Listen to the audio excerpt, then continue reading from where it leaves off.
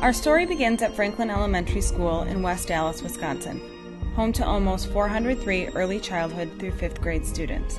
Their vision is building our future one child at a time. Franklin serves students in grades K-4 through 5. Roughly 64% of the students are white, 13% African American, and about 20% are Hispanic. Based on special education placements established at the district level, approximately 22% of Franklin students have an IEP.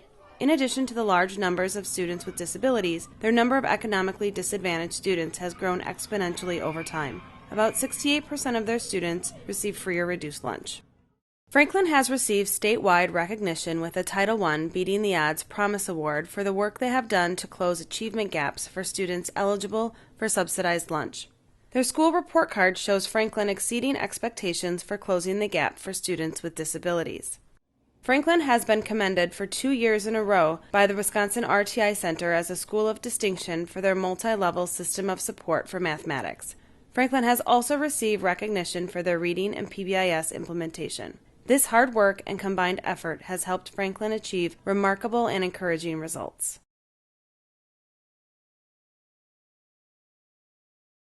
Franklin Elementary started their journey to implement a culturally responsive multi-level system of support 7 years ago.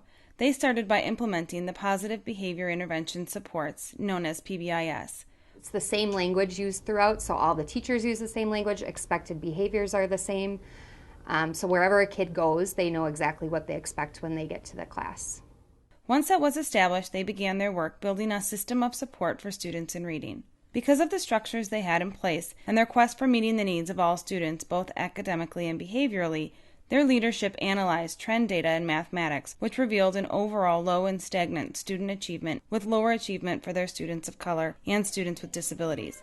This is when they began their work in mathematics. Franklin has been implementing an integrated multi-level system of support for students for the past 3 years.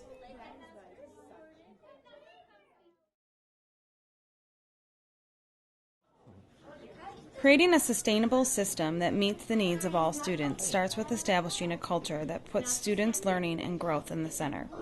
Our systems of multi-tiered supports really help us with our motto of all students can learn, will learn, and must learn. Max and every other kid is going to learn. Doesn't matter if they start at a lower level or a higher level, but the teachers are going to help them no matter where they're at.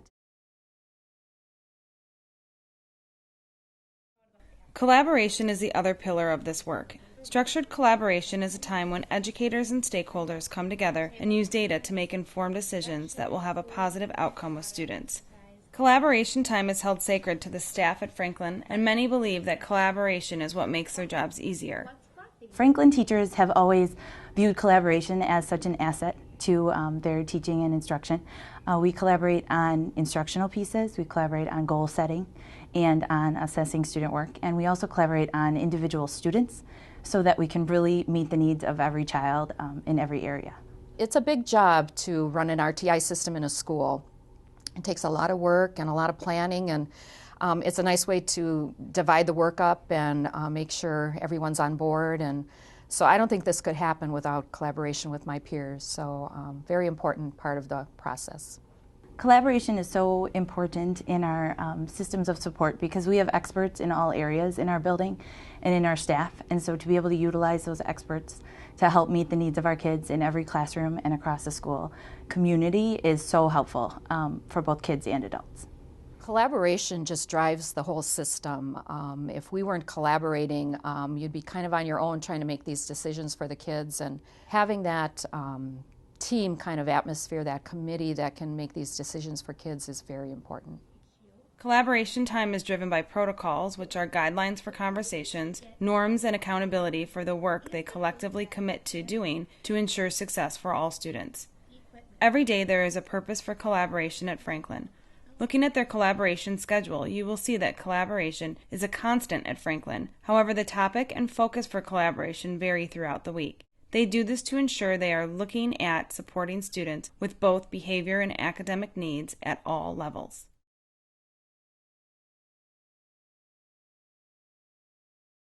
To get started, Franklin staff first clearly defined what they hoped to accomplish through their multi-level system of support for mathematics. They translated proficiency in the Common Core standards for mathematics into grade-level benchmarks throughout the year to objectives for units of study to student-friendly learning targets. Let's look at Franklin's K-3 system to see how they put into place a multi-level system of support based on those outcomes. Studying the research on early mathematics learning, staff learned that by the end of grade 3, students must have a strong foundation in number sense concepts in order to be successful as lifelong mathematics learners. A team of knowledgeable teachers developed an assessment to measure student number sense along a continuum of fundamental concepts. All K-3 students participate in this assessment multiple times per year to demonstrate their current understanding of concepts and to show progress made. Franklin also administers NWEA MAP assessment as a broad screener 3 times per year. Franklin staff regularly review assessment data to gauge where they are as a school in achieving student proficiency across the school. Franklin has embraced the preventative approach of RTI systems. One thing I really liked about this system is that it streamlines how we identify kids right off the bat. I think by mid-September we had our first data point. We had the kids already screened, and we knew right away which kids we needed to keep an eye on. And years ago, this wasn't quite the case. I mean, it was kind of a little bit of a guessing game. As a teacher, I really like the idea that we're identifying these kids right away and making sure they get off on the right foot.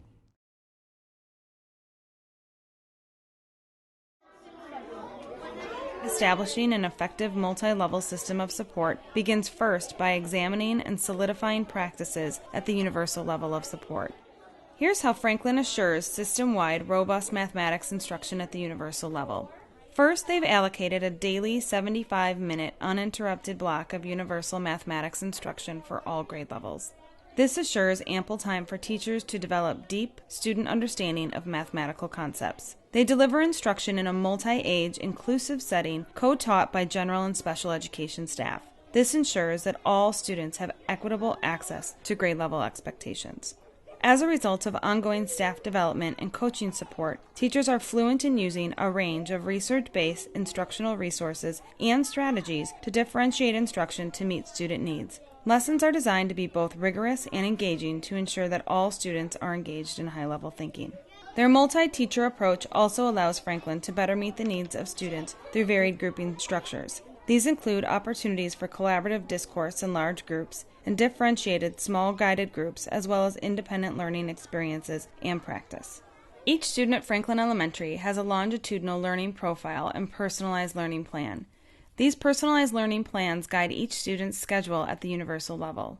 And widespread access to technology has enhanced Franklin's ability to personalize learning for each student, taking differentiation to a whole new level.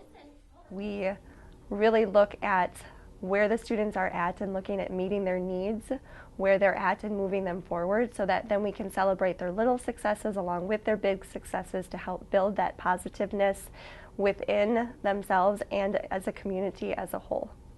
Over time, Franklin has expanded the reach of their universal level of support to meet a greater range of needs within the classroom.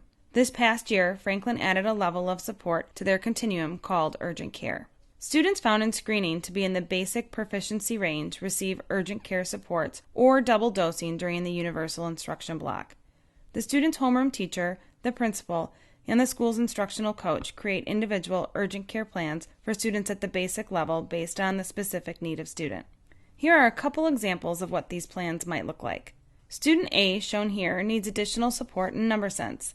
Like all students, she'll be scheduled into a guided math group working on grade level concepts. But because she has a small gap in her learning, she'll also be scheduled every day into a second guided math group at her current instructional level for instruction in number sense concepts.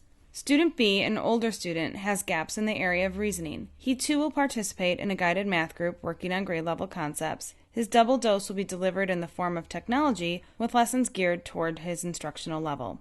Every 4 weeks, the teachers and principal meet to discuss students receiving urgent care support. They review the instructional plan, student progress, and determine next steps.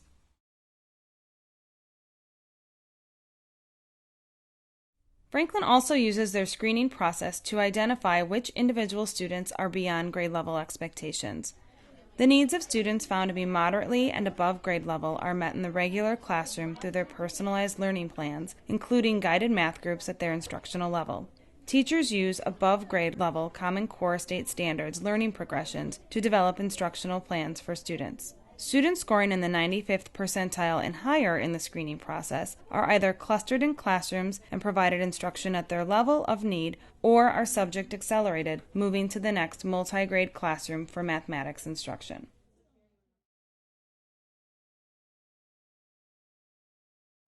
While Franklin has a robust universal level of support, staff knows that some of their students will need even further support in order to reach grade level benchmarks. The challenge comes in how to schedule this support within the school day so that students who need it are not missing out on core instruction while still meeting the needs of students who are at and beyond grade level expectations.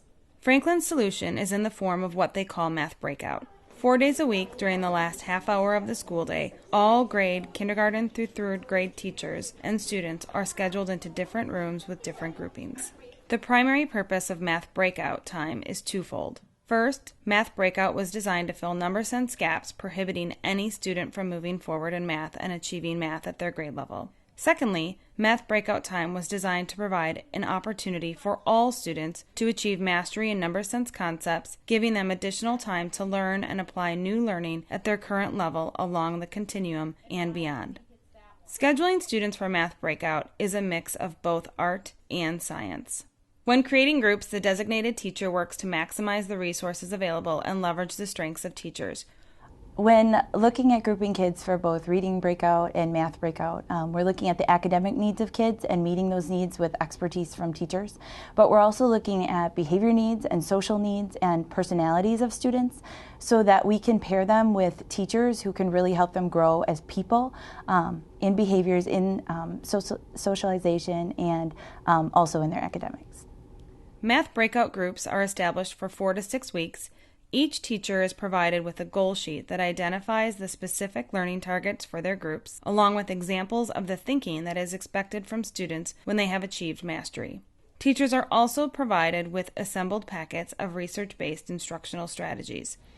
The support the teachers give me, it helps me because in other classrooms, the teachers teach the whole class one thing, but my teachers, they're like independent with us. It's easier for me to understand. Teachers working with students with intensive learning needs are provided with research-based intervention programs. All teachers are provided formative assessments aligned to the learning targets of their group. Teachers working with students with intensive learning needs are also provided with progress monitoring probes to be used.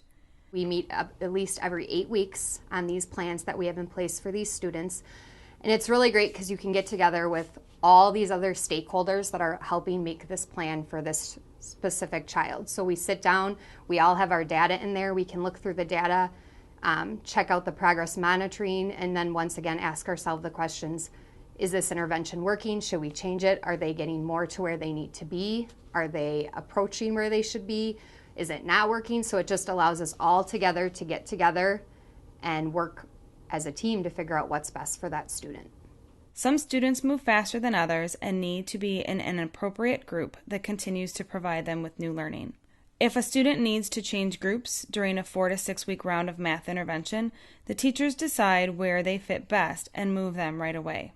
At the end of the 4 to 6 week cycle, the student's universal mathematics teacher re-administers the number sense screener and the cycle begins again.